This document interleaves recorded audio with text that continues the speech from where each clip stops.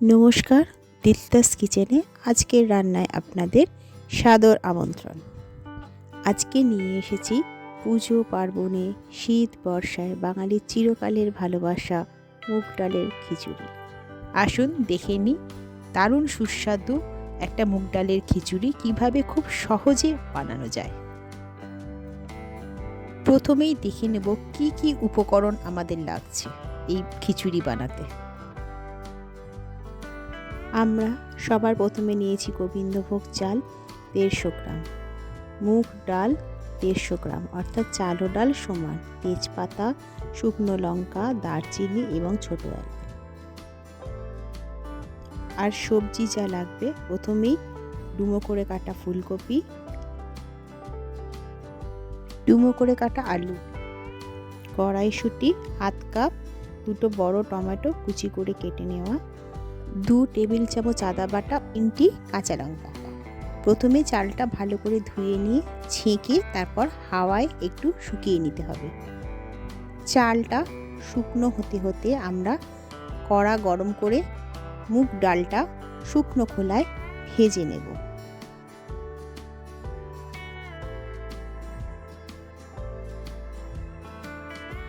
মুগ ডালটা যতক্ষণ না বাদামি হয় ততক্ষণ আমরা ভাজবো, কিন্তু খেয়াল রাখতে হবে যেন পুড়ে না যায়।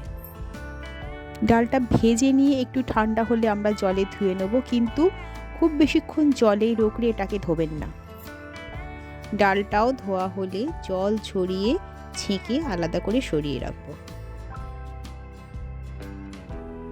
এরপর কড়াই বসিয়ে গরম হলে তাতে তেল দিয়ে, তেল গরম হলে ফুলকপিগুলো এক এক করে ভেজে নেব। ফুলকপির ফুলের অংশটা প্রথমে নিচের দিকে দিয়ে উল্টে পাল্টে 2-3 মিনিট ভেজে নিতে হবে। এরপর অল্প নুন দিয়ে আরও 2-3 মিনিট উল্টে পাল্টে ভেজে নেব। যখন ফুলগুলো লাল হয়ে আসবে তখন আস্তে আস্তে কপিগুলো কড়াই থেকে তুলে নেব। এরপর কড়াইতে আরেকটু তেল দিয়ে তেলটা গরম করে আলুগুলো একে একে ভাজতে দেব।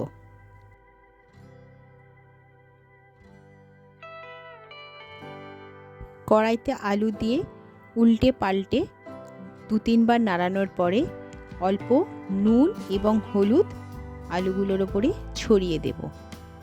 এরপর আরও খানিকটা নাড়িয়ে ঢাকা দিয়ে 4-5 মিনিট রাখব।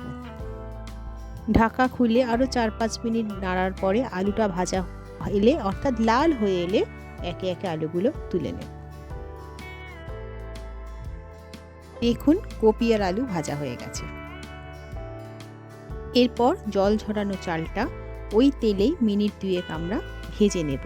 চালটা যখন দেখবেন বেশ চকচকে হয়ে কাঁচের মতন আকার ধারণ করেছেন, বুঝবেন চাল ভাজা হয়ে গেছে, মাঝারি আঁচে ভাজবেন।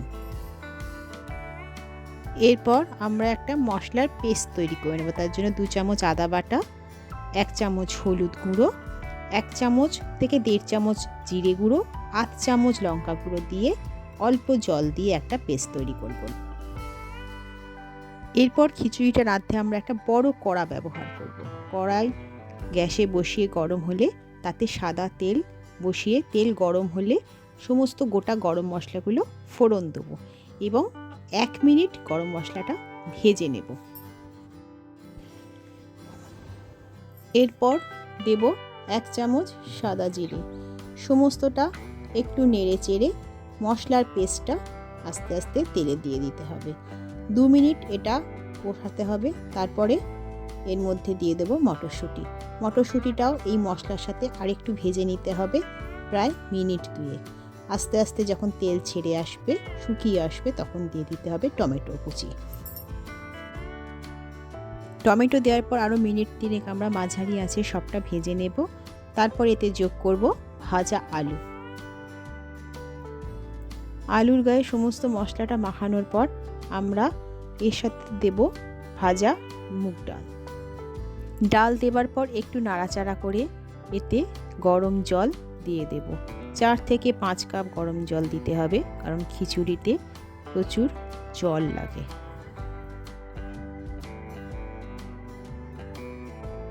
যেহেতু গরম জল তাই ফুটে উঠবে তাড়াতাড়ি।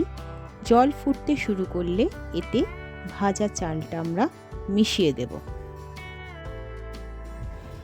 চাল দেওয়ার 5 থেকে 7 মিনিট পরে ভাজা ফুলকপিগুলো ওই মিশ্রণে দিয়ে দিতে হবে। দিয়ে অল্প নাড়বেন, কিন্তু দেখবেন যেন ফুলকপি বেশি নাড়ার ফলে ভেঙে না যায়। পর 10 মিনিট ফোটাবো।